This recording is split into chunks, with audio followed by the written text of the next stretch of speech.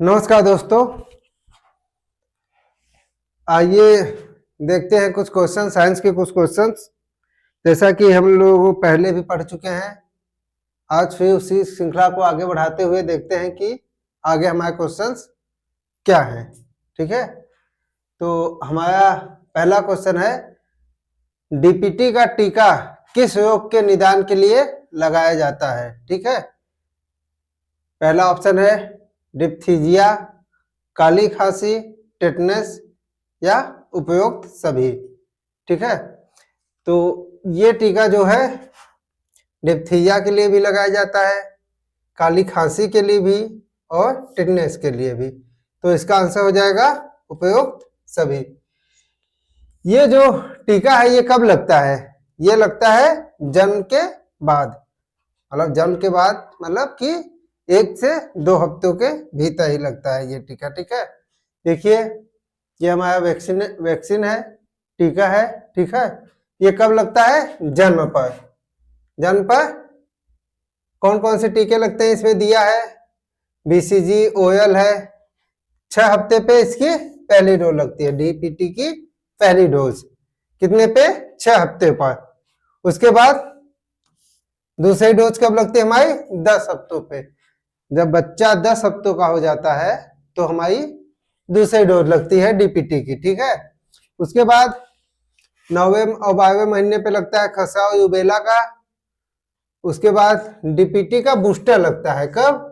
16 से 24 महीने पे डीपीटी का बूस्टर फर्स्ट लगता है, और 5 से 7 साल पे, 5 से 6 साल पे डीपीटी का बूस्टर सेकंड लगता है। ठीक है, तो ये हमारे जो है 2 बार हमारे ये टीके लगते हैं और 2 बार जो है डीपीटी का बूस्टर लगता है। ठीक है, उसके अलावा और बहुत से टीके हैं जो हमारे लगते हैं। ठीक है, आगे देखते हैं अगला क्वेश्चन क्या है।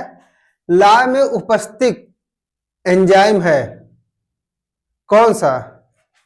पूछा है कि लार में, जो लार होती है जीव, लार में कौन सा एंजाइम होता है? तो ऑप्शन है लाइपेज, पेसिन, एनिन या टायलिन।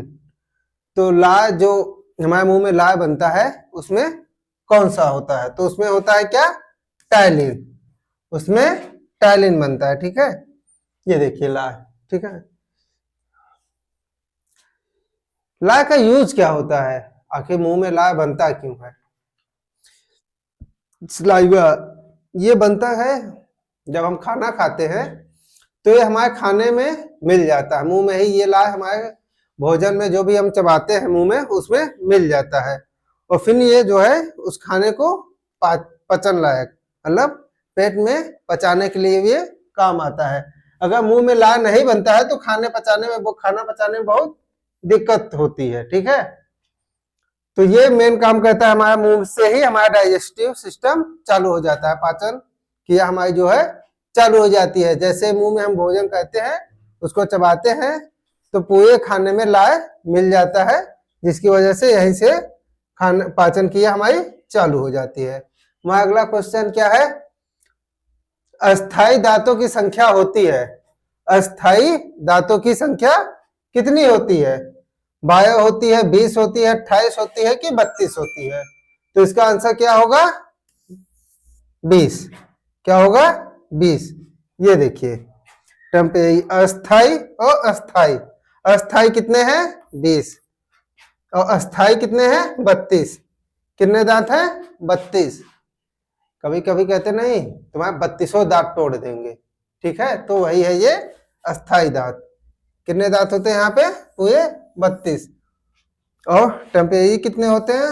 अस्थाई, अस्थाई होते हैं 20 और अस्थाई होते हैं 32। ठीक है, टेम्परेरी और परमानेंट जिसको कहते हैं। आइए देखते हैं अगले क्वेश्चन क्या है। अच्छा, इसमें एक चीज और देखिए, ये जो अस्थाई दांत होते हैं इनको अस्थाई क्यों कहते हैं? क्यों? इनको क्या कहते हैं? इनको बहुत लोग दूध का दांत भी कहते हैं, दूध का दांत कहते हैं, जो हमारे टूट जाते हैं। उसके बाद जो हमारे अस्थाई दांत टूट जाते हैं तो स्थायी दांत आ जाते हैं। ठीक है, आगे देखते हैं आगे क्वेश्चन क्या कहता है। प्रोटीन की अधिकतम मात्रा किसमें पाई जाती है? ठीक है, प्रोटीन की अधिकतम मात्रा किसमें पाई जाती है? हमारे ऑप्शंस हैं शैवाल में, अंडों में, गेहूं में, सोयाबीन में। किसमें पाई जाती है सबसे ज्यादा? अभी तक हम पढ़ते थे कि प्रोटीन की सबसे अधिक मात्रा सोयाबीन में पाई जाती थी।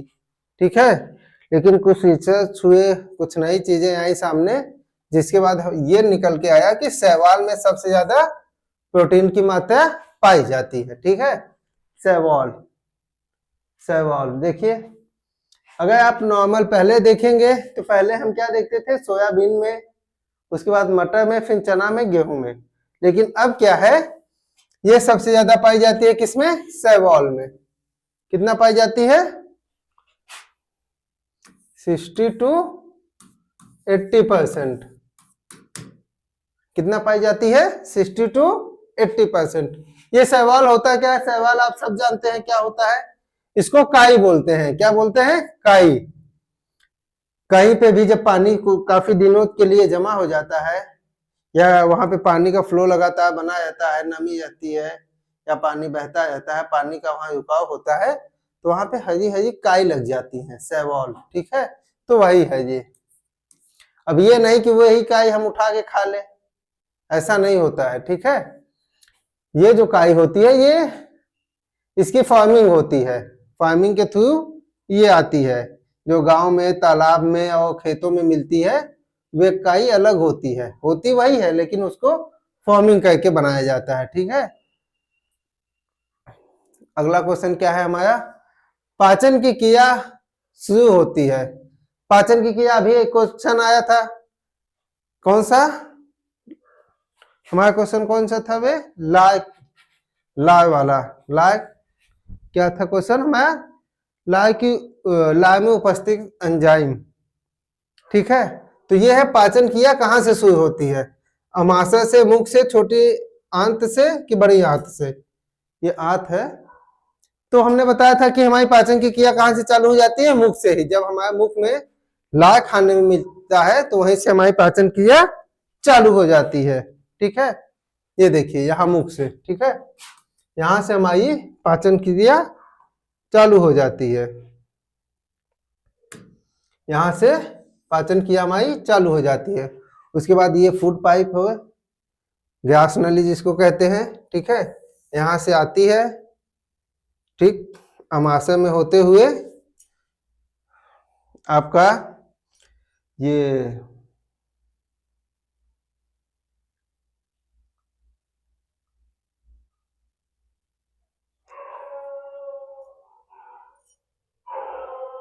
अमाशय, अमाशय में आती है, फिर उसके बाद यहाँ पे और केमिकल्स मिल के इसको तोड़ते हैं, फिर छोटी आंत, उसके बाद बड़ी आंत में होते हुए ये मलाशय के रास्ते निकल जाती है। ठीक है, तो हमारा मुख से ही इसका चालू होता है। पाचन क्रिया कहाँ से चालू होती है? हमारी मुख से चालू होती है। ठीक है, अगला क्वेश्चन क्या है?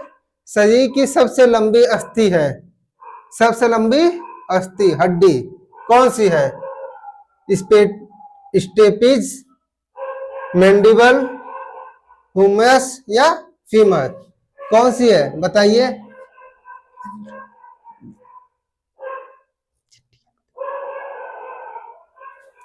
शरीर की सबसे लंबी हड्डी कौन सी है? यह है फीमर। कौन सी है? फीमर, मतलब जांग की हड्डी, ये वाली हड्डी। ठीक है,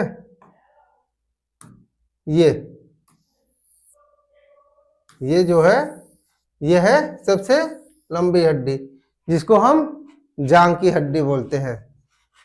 ठीक है, ये है। और हड्डियां तो है नीचे भी, इसके बाद घुटने के नीचे भी हड्डियां होती है, लेकिन वे इतनी लंबी नहीं होती है जितनी फीमर होती है। तो फीमर हमारे शरीर में सबसे लंबी होती है। ठीक है, अगला क्वेश्चन हमारे, यूरिया का निर्माण डैश में होता है। यूरिया का निर्माण कहाँ होता है पूछा है?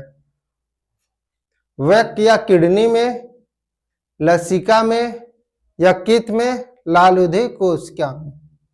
तो यूरिया का निर्माण कहाँ होता है? इसका निर्माण होता है यकृत में। कहाँ होता है? यकृत में। ये लीवर, लीवर में होता है। यूरिया कहता क्या है? यूरिया का निर्माण हमारे यकृत में होता है, लेकिन ये क्यों होता है?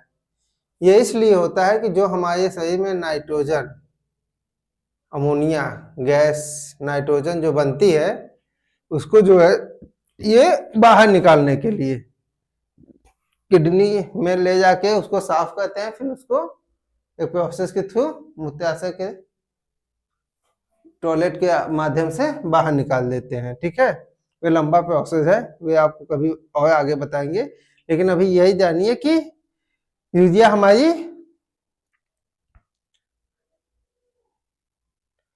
लीवर में ही निर्माण होता है। ठीक है, अगला क्वेश्चन है कि मानव शरीर में के किस अंग में रक्त शुद्ध होता है? मानव शरीर के किस अंग में रक्त शुद्ध होता है, रक्त साफ होता है? कौन इसको साफ करता है हमारे शरीर में? हृदय साफ करता है, वृक्क साफ करता है, आंत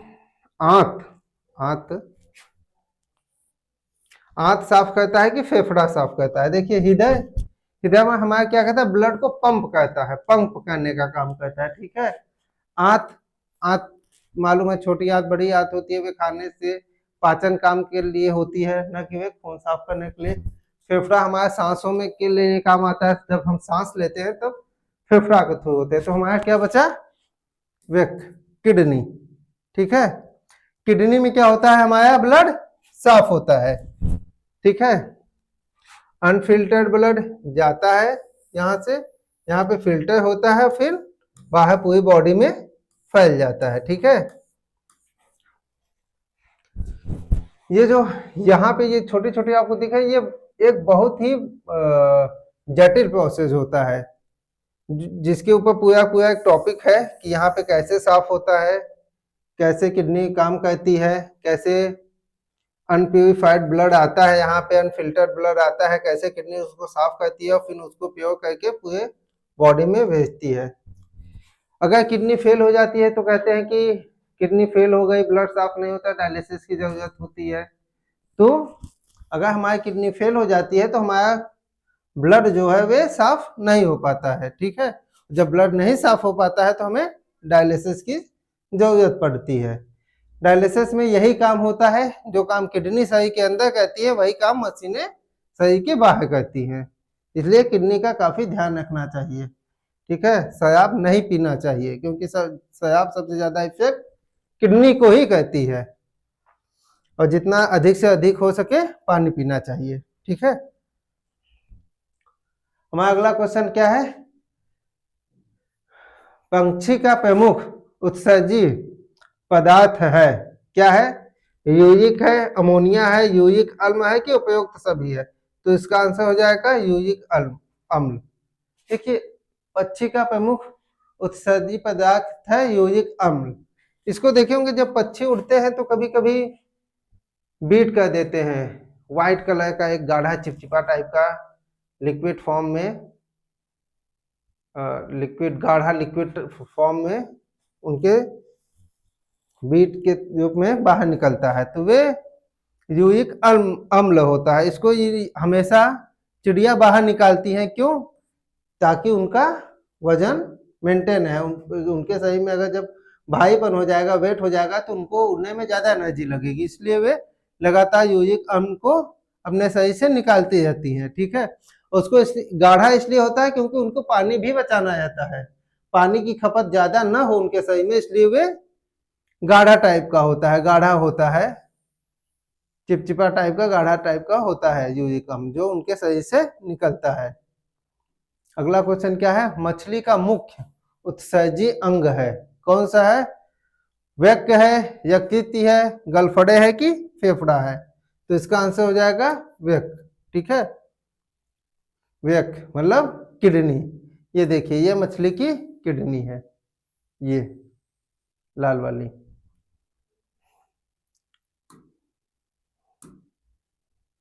ये क्या है? मछली की किडनी है, यही उसका उत्सर्जी अंग है।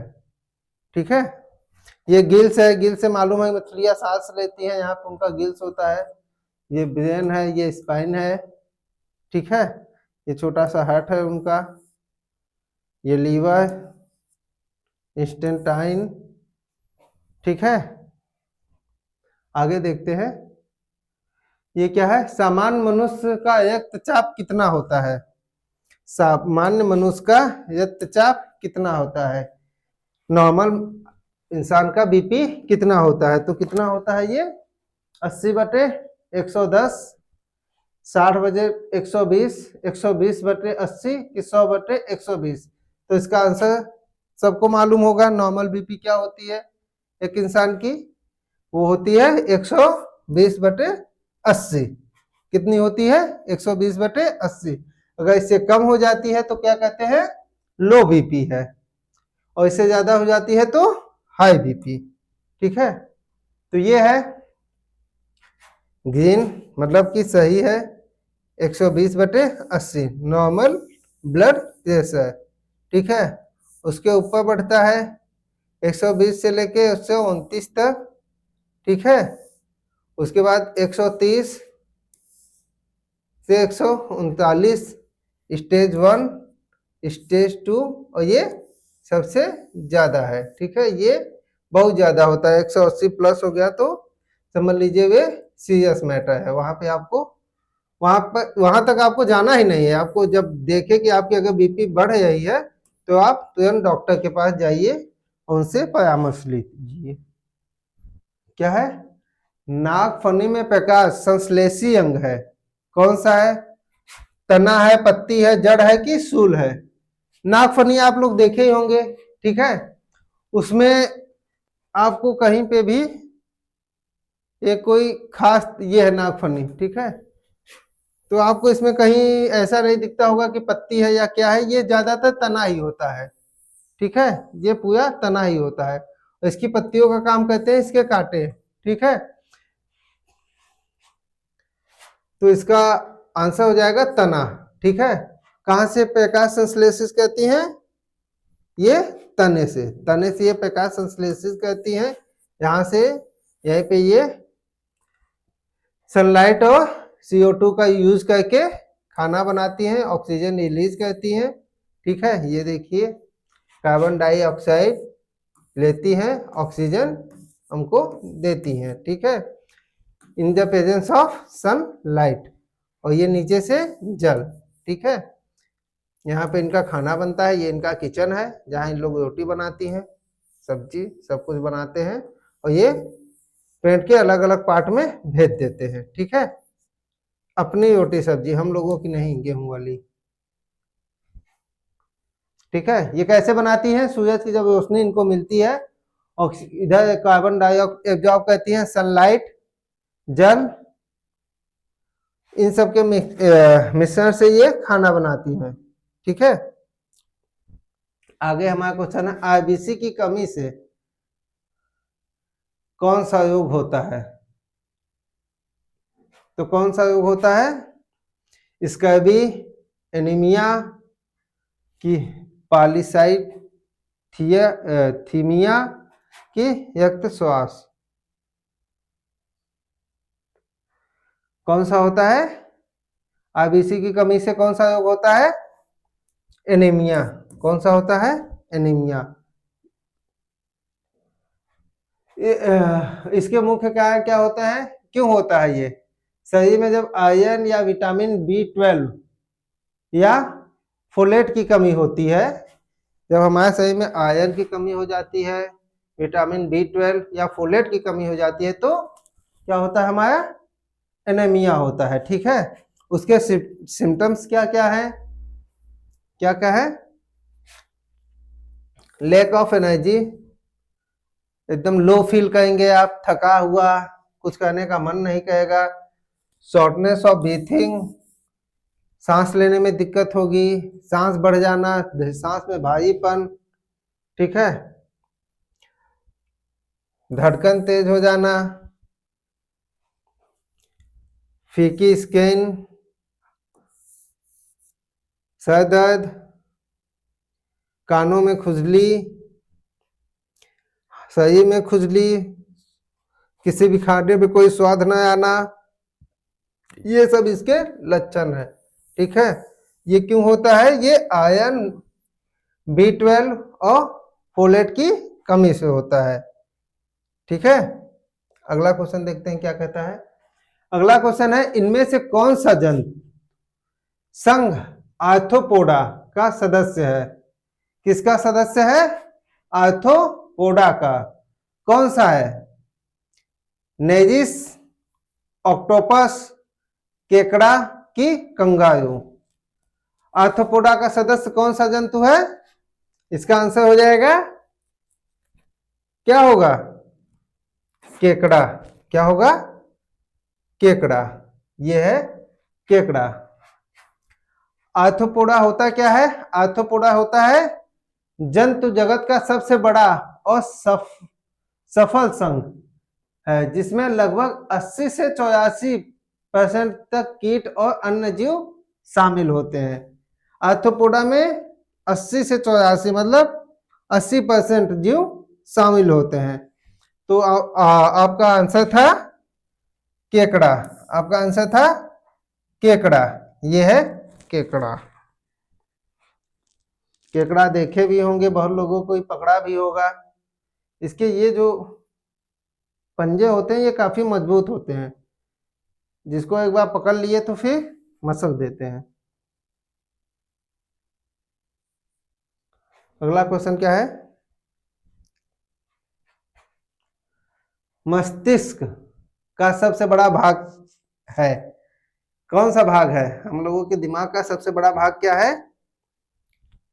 पेयमस्तिष्क, पेयमस्तिष्क, अनुमस्तिष्क, मेडुला ऑब्लांगेटा या पेंस? तो इसका आंसर हो जाएगा पेयमस्तिष्क। क्या होगा? पेयमस्तिष्क। ये देखिए क्या होता है, ये काम क्या कहता है? जो हमारा इंग्लिश उसको सेरेब्रम बोलते हैं, इसका काम क्या होता है? ये बुद्धि, स्मृति, भावना, दृष्टि और श्रवण जैसी उच्च स्थिति क्रियाओं का केंद्र है। ये जो है हमारे बुद्धि का, हमारे दिमाग का क्या है? ये मस्तिष्क का सबसे बड़ा भाग है। ठीक है, ये हमारा क्या काम करता है? यहीं पे हमारी बुद्धि होती है। जब कहते हैं बुद्धि खराब हो गई तो इसी में कुछ लोचा होता है, तभी बुद्धि खराब होती है। ठीक है, स्मृति, याददाश्त, उसके लिए भी यही जिम्मेदार है। याददाश्त कमजोर होना मतलब कि इसमें कुछ दिक्कत हो गई है। भावनाएं, कोई कोई बहुत भावनात्मक होता है, छोटी छोटी बात पे गुस्सा हो जाता है, नाराज हो जाता है। ठीक है, लड़की डांट दी, छोड़ के चली गई, कुछ ज्यादा ही हो जाता है, तो उसमें ये कुछ ज्यादा ही काम करने लगता है। ठीक है, दृष्टि, हमारी दृष्टि, श्रवण, सुनने की शक्ति जैसी अनेकों प्रकार के काम ये करता है, यहीं से होता है। ठीक है, संरचना है ये गोल, ये दो गोल गोलार्धों के विभाजित होता है और इसका बाहरी हिस्सा सेरेबेलम कॉर्टेक्स कहलाता है, जिसे तहे होती है।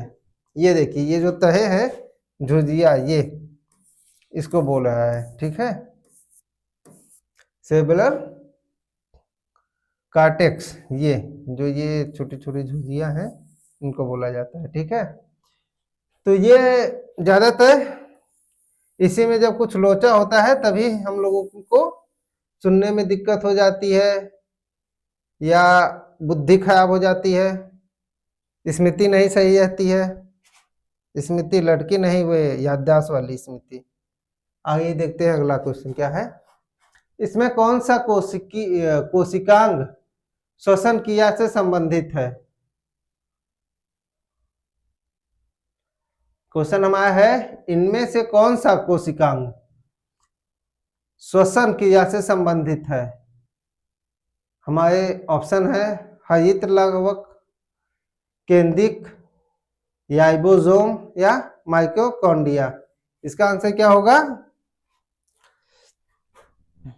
बताइए। इसका आंसर होगा माइटोकॉन्ड्रिया। ठीक है,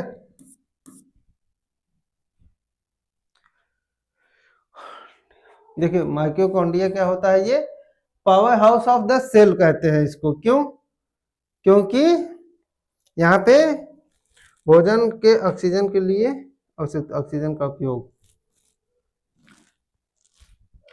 ये क्या है, ये सक्की कोशिकी श्वसन के मुख्य स्थल है। इनमें से कोशियों का ऊर्जा गया, इसको कोशिका का ऊर्जा गया भी कहा जाता है। ठीक है, यहाँ पे इसके अंदर जो है प्रोटीन भी बनता है हमारा, ये डीएनए भी है हमारे यहाँ पे छोटा सा।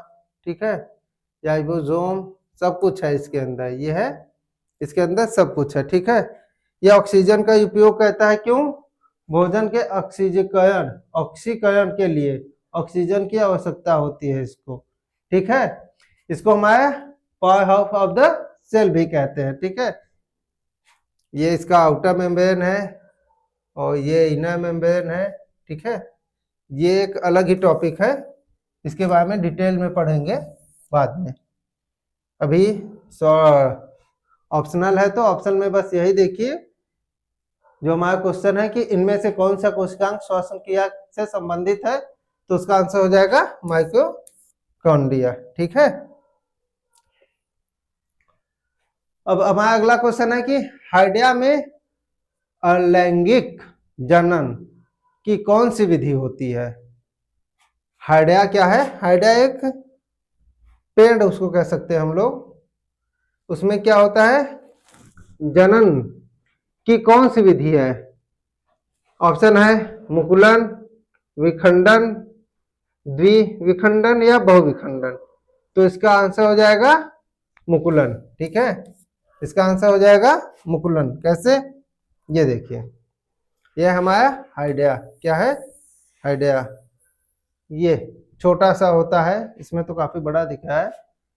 ये इसकी एक ऐसी छोटी सी पूंछ निकलती है पहले, उसके बाद ये मुकुल, मतलब यहां से ये अपने आप को एक पैदा करता है, खुद से ये खुद को पैदा करता है। ठीक है, यहां से ये निकलता है, फिर ये धीरे धीरे बड़ा होने लगता है, बड़ा होते होते इतना बड़ा हो जाता है।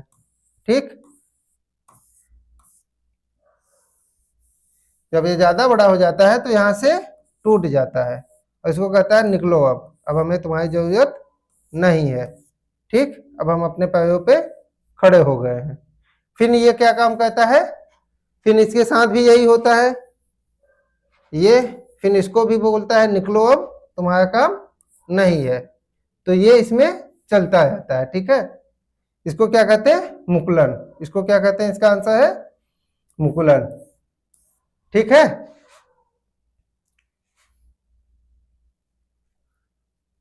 हमारा अगला क्वेश्चन, निम्न में से कौन सा मादा युग्मक है? हमारा ऑप्शन है विषण, शिशन, अंडाणु या शुक्राणु। मादा में तो शुक्राणु होगा नहीं। ठीक है, शिशन और विषण भी नहीं, इसका आंसर होगा अंडाणु। ये देखिए, ये है अंडाशय।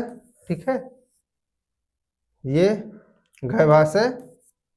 ठीक है, तो यहां से ये जो एग है ये ऐसे निकल के यहां आते हैं। ठीक, और यहीं पे क्या होता है, यहीं पे हमारा फर्टिलाइजेशन का प्रोसेस चालू होता है। ठीक है, तो इसका आंसर हो जाएगा अंडाणु। मादा में क्या होता है, अंडाणु। ठीक है, ये अंडाशय से निकलते हैं अंडे। एक अंडा इधर से निकलता है, फिर एक अंडा इधर से।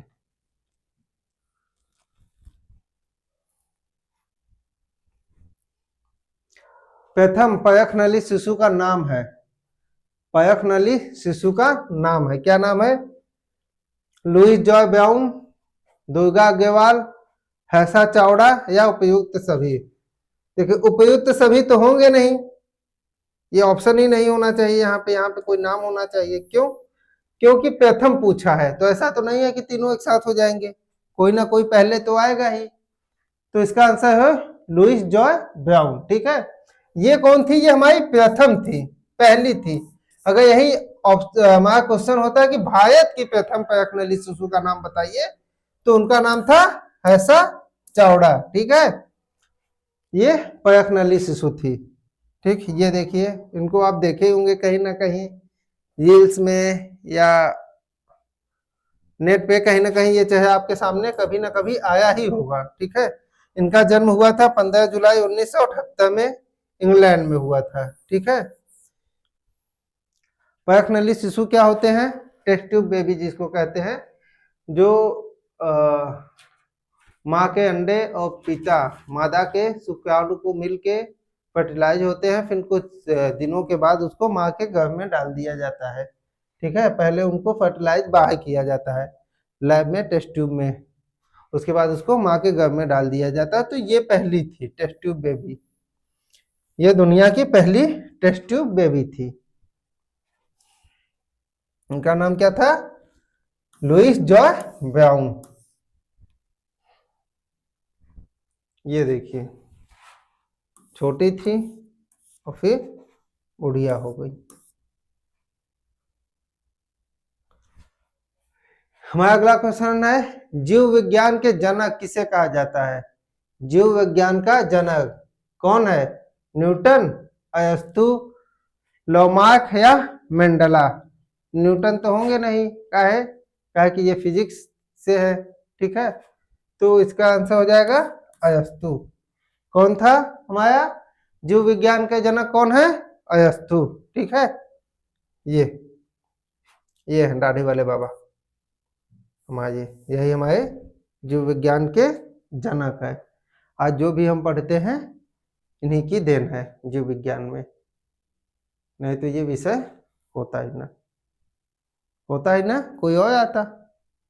अच्छा, ये देखिए, ये कुछ है आपके बायो के कुछ क्वेश्चंस हैं, जिनसे क्वेश्चंस कुछ ये टॉपिक है जिससे क्वेश्चन बन सकता है। जैसे कि हड्डियों की संख्या, मानव में हड्डियों की कितनी संख्या है आप सबको मालूम है?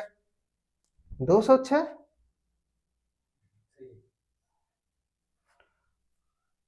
हड्डियों की संख्या 206। पसलियों की संख्या कितनी होती है? 24। कितनी होती है? 24।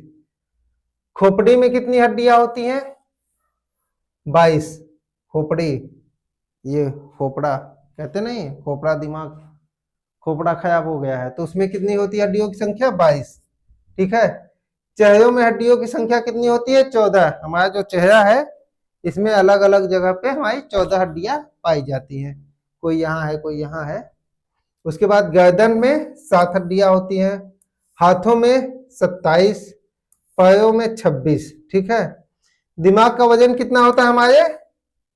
एक नॉर्मल दिमाग का वजन होता है 1300 से 1400 ग्राम तक। ठीक है, सर्वग्राही रक्त समूह, सर्वग्राही जो सबसे ले सके, कौन सा है? AB पॉजिटिव, ये सबसे ले सकता है, और सबको दे कौन सकता है? O positive. ये निगेटिव से नहीं ले सकता, पॉजिटिव से ही ले सकता है। शरीर में सबसे बड़ा अंग कौन सा है? हड्डी अभी हमने आपको बताया, सबसे बड़ी हड्डी कौन सी है हमारे शरीर में?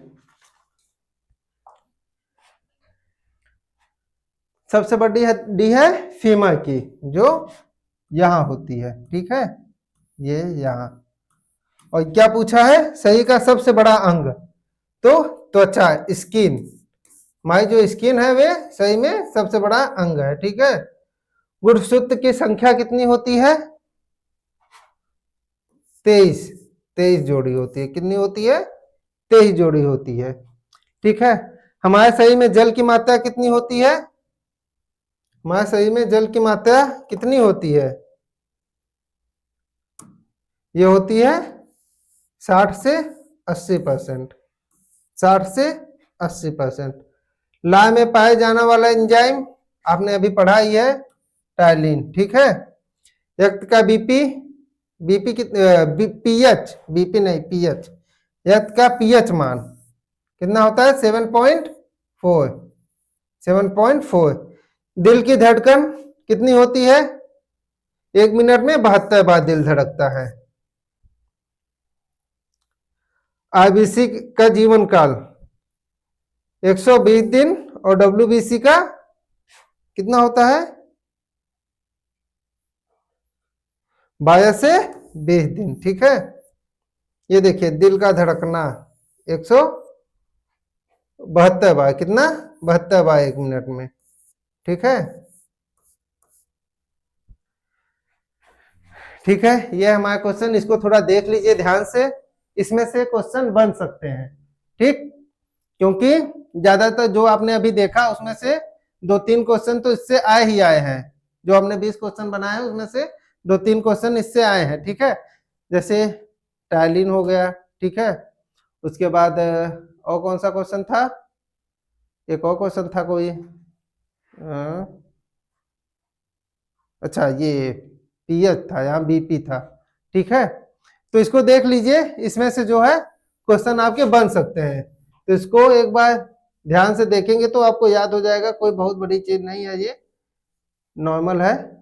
तो क्या मालूम इससे 2-3 क्वेश्चन आपको आ ही जाए, ना 2-3 क्वेश्चन आएगा, एक भी आ जाएगा तो वे भी बहुत सही है। ठीक है, तो इसको थोड़ा देख लीजिएगा, पढ़ लीजिएगा, फिर हम आपसे अगली क्लास में मिलते हैं 20 नए और कुछ अच्छे क्वेश्चंस के साथ।